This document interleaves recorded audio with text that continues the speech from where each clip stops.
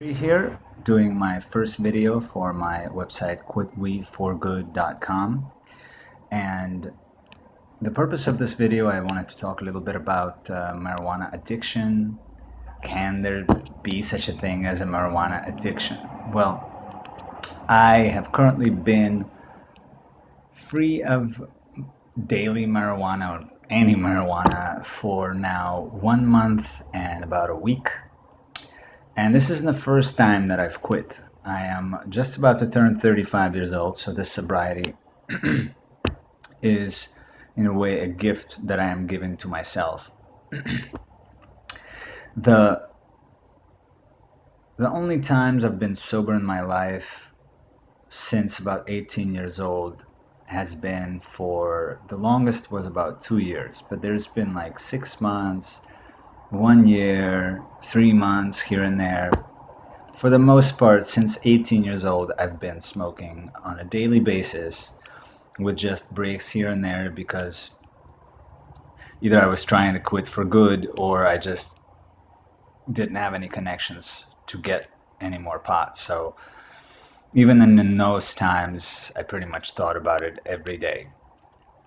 And so I started this website that I'm blogging on because I realized that I need a motivation and a plan, and that's what I'm doing with it. I am keeping myself motivated, I am sticking to a plan, and I'm writing blogs on the site on a regular basis. So is marijuana really addicting? Well, this is a tripping point for a lot of people that want to stop smoking weed because so many people don't believe it is addicting.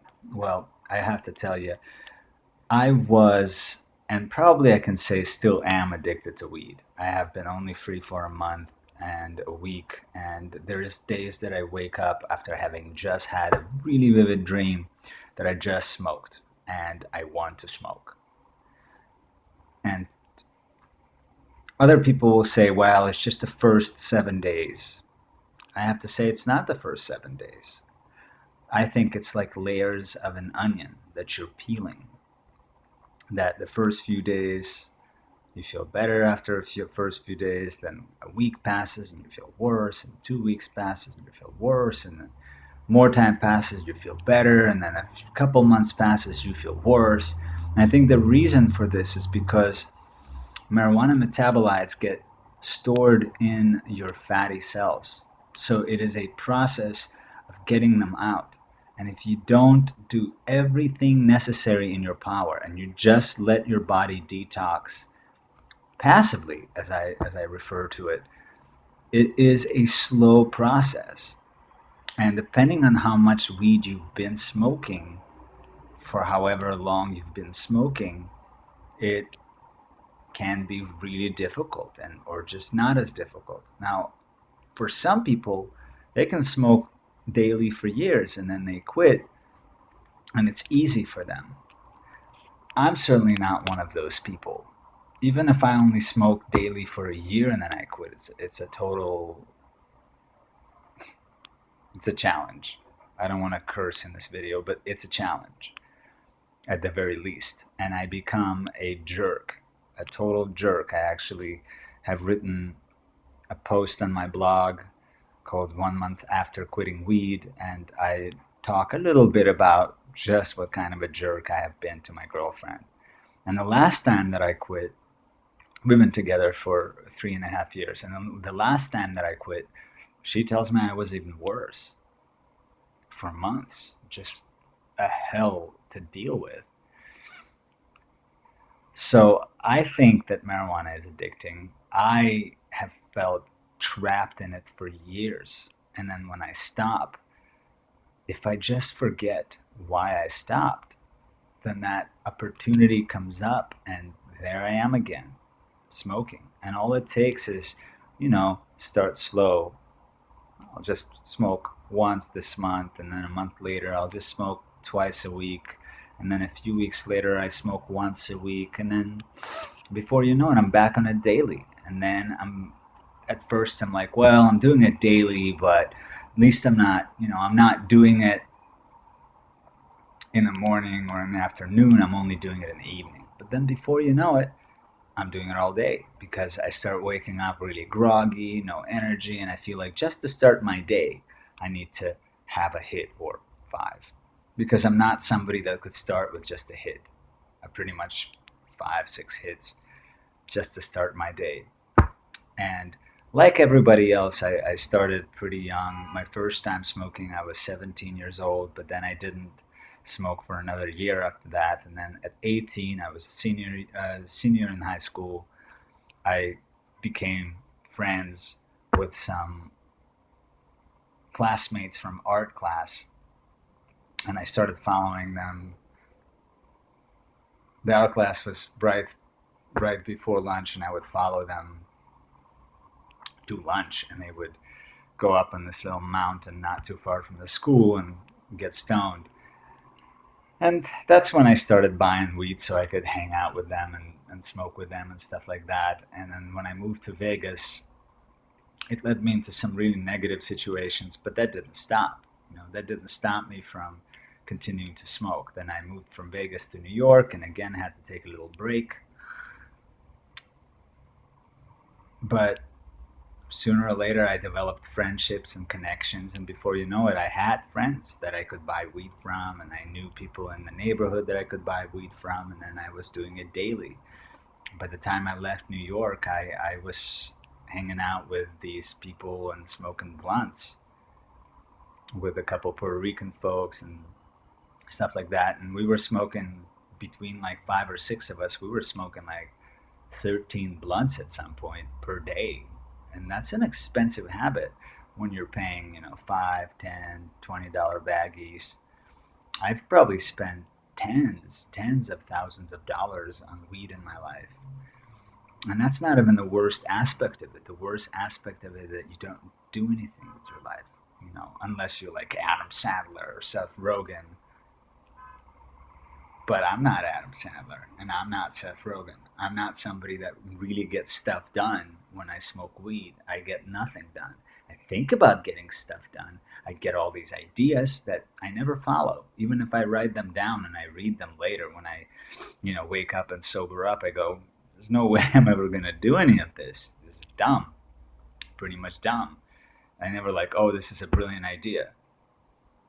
I even used to have stoner friends in San Francisco say, "Oh, did you have that idea stoned or sober?" Because there is a difference. A sober idea you may actually follow up on. A stoned idea sounds great when you're stoned, but the creativity is actually a total illusion. You're not actually being creative. But that's a whole different, blog and vlog of its own. In this vlog, I just wanted to say that yes, I believe marijuana is addictive, but not on a physical level. It is addictive on a psychological level because people that wind up doing it every day and get addicted to it, they are people that are coping with emotional issues, depression, anxiety, stuff like that. And when you use it for depression and anxiety, and you start doing it daily, first of all, it works in smaller doses for depression and anxiety, but in larger doses, it actually starts to make things worse because you're just putting things on the shelf. There is a song by Nick Drake where he says, "Been smoking too long and putting all my problems on the shelf, and they're just piling up." And that's what you do. You just put them on the shelf. You say, "Oh, I'm stoned. I'm just going to get stoned and not deal with this right now.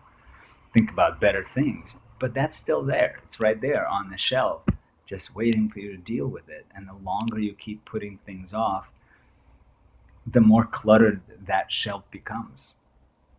So in reality, it only winds up making you more anxious and more nervous and more depressed. And the longer you get trapped in smoking weed, the less you believe in your own ability to deal with life. And the less you believe in your own ability to willpower things through. They say where there is a will, there is a way. You want something done. If there is a will, there is a way. Well, if you're a daily smoker, you don't believe in your will anymore because you have none. That's pretty much as simple as it gets. So the psychological aspect of it is that you are addicted to running away from your problems. And when you smoke weed, there's a chemical that's released by your brain called dopamine. And this chemical is addictive. It is an addictive chemical that you are being addicted to. And this is that normal. If I want to go, I'm bored, I want to go see a movie, dopamine release. I'm bored, I want to eat a candy, dopamine release. But when you are smoking weed, it's a whole different of dopamine release, whole different level of dopamine release, and all these ideas that you never come to actually do, and willpower that you feel like you don't have anymore.